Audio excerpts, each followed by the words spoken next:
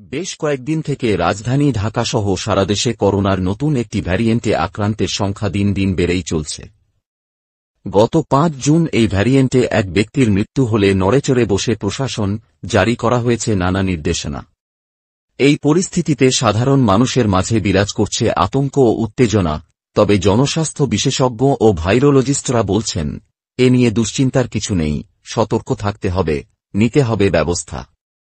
আন্তর্জাতিক উদ্রাময় গবেষণা কেন্দ্র বাংলাদেশ আইসিডিডিআরবির তথ্য মতে, চলতি বছর সংক্রমণ বৃদ্ধির অন্যতম কারণ হল করোনার নতুন দুটো সাব ভ্যারিয়েন্ট এক্সএফজি এবং এক্সএফসি।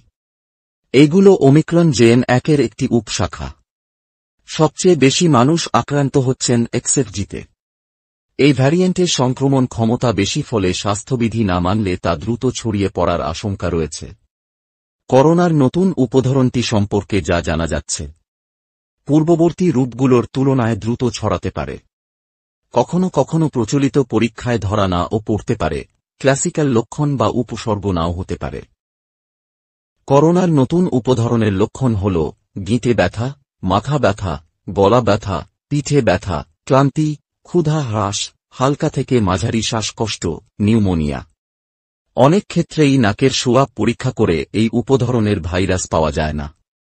তবে বুকের এক্স-রে বা সিটি স্ক্যানের মতো ইমেজিং পরীক্ষায় ফুসফুসের সংক্রমণ ধরা পড়ে।